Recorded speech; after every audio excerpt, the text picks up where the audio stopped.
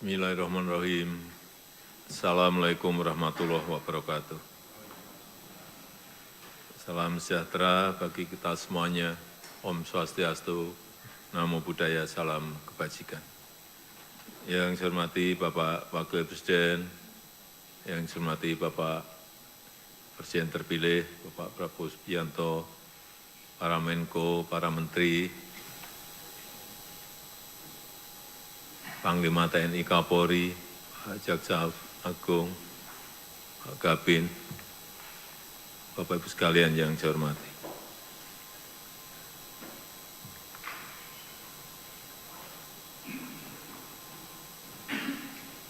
Puji dan syukur kita panjatkan kehadirat Allah Subhanahu wa Ta'ala pada pagi hari ini kita bisa melakukan sidang paripurna yang istimewa karena dilaksanakan pertama kali di Ibu Kota Negara Nusantara. IKN adalah sebuah kanvas yang mengukir masa depan dan tak semua negara memiliki kesempatan, memiliki kemampuan untuk membangun ibu kotanya yang dimulai betul-betul dari nol.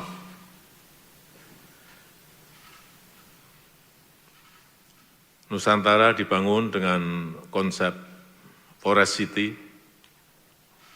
kota hutan, kota yang penuh dengan hijauan, bukan kota beton atau bukan kota kaca.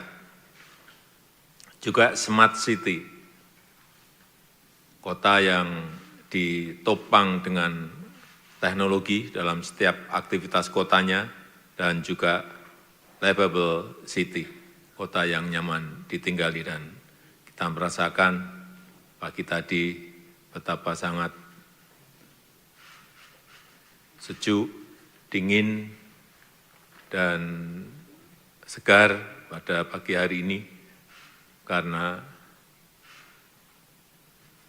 air quality index-nya memang sangat rendah sekali, yaitu di angka 6. Pada maksimalnya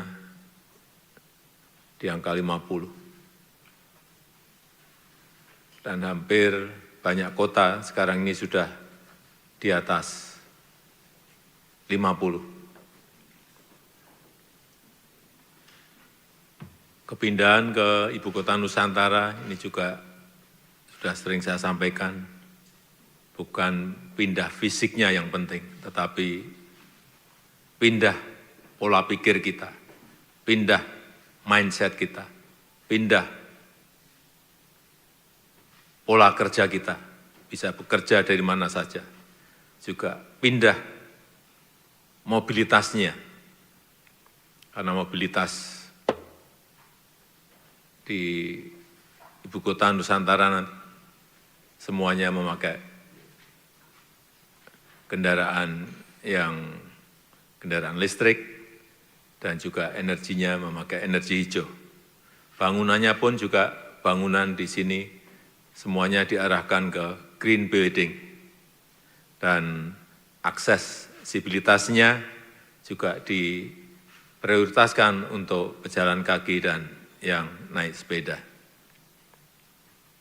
Ekonomi yang akan dikembangkan di Ibu Kota Nusantara juga ekonomi hijau, ekonomi digital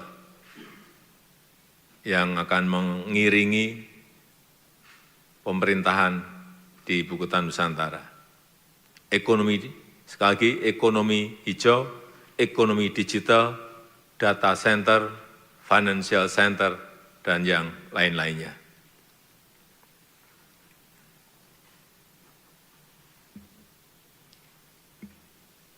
Kalau ditanyakan keuntungannya apa yang didapatkan oleh masyarakat di Kalimantan, khususnya Kalimantan Timur, Saya kira ini akan mendorong pertumbuhan ekonomi di Provinsi Kalimantan Timur, khususnya Balikpapan, lebih khusus lagi Kabupaten Pasir Penajam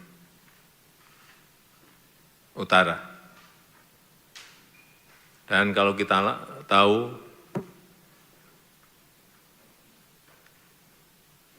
salah satu alasan kenapa ibu kota pindah, karena kita ingin pemerataan. Karena kita tahu 58% GDP ekonomi itu ada di Jawa, sehingga kita ingin memeratakan untuk juga luar Jawa mendapatkan perputaran ekonominya. Kemudian populasi di Jawa juga bebannya sudah sangat besar sekali. 56% populasi itu ada di Pulau Jawa. Ini yang juga menjadi sebuah pertimbangan bagi kita untuk memindahkan ibu kota. Dan utamanya memang beban di ibu kota Jakarta memang sudah sangat padat sekali. Dan per hari ini perlu juga saya sampaikan bahwa sudah di luar anggaran dari APBN, investasi yang masuk sudah 56,2 triliun rupiah dari 55 yang sudah groundbreaking. Pendidikan ada 6, kesehatan ada 3, retail dan logistik ada 10, hotel ada 8, energi dan transport ada 2, kantor dan perbankan ada 14, hunian dan area hijau ada 9, media dan teknologi ada 3.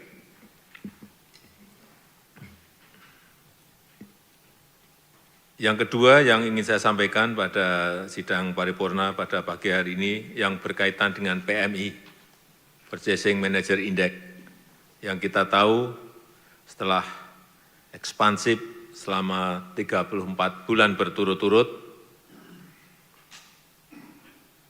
pada bulan Juli kita masuk ke level kontraksi. Ini agar dilihat betul, diwaspadai betul secara hati-hati, karena beberapa negara di Asia, PMI-nya juga berada di angka di bawah 50, yaitu Jepang 49,2, Indonesia 49,3, RRT 49,8, Malaysia 49,7.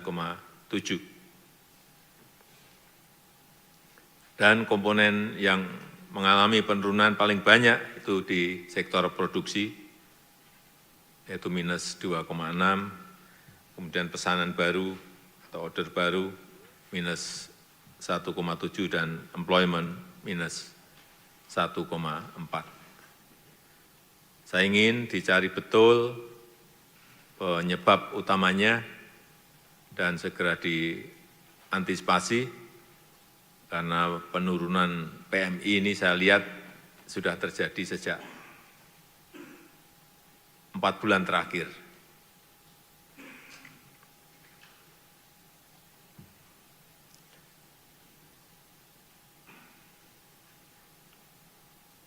Betul-betul dilihat kenapa permintaan domestik melemah,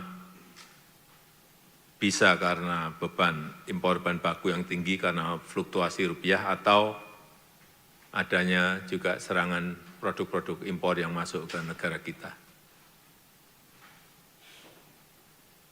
Sehingga penting belanja produk lokal, sekali lagi saya tekankan, kemudian penggunaan bahan baku lokal, dan juga perlindungan terhadap industri di dalam negeri kita. Dan mungkin juga karena permintaan dari ekspor atau dari luar negeri melemah. Ini karena terjadi gangguan rantai pasok atau perlambatan ekonomi terhadap mitra-mitra dagang utama kita. Sehingga kita harus bisa mencari pasar non-tradisional dan mencari potensi pasar baru ekspor kita. Saya rasa itu yang ingin saya sampaikan dalam kesempatan yang baik ini. Silakan kalau ada yang ingin disampaikan. Terima kasih. Assalamualaikum warahmatullahi wabarakatuh. Mohon teman-teman media bisa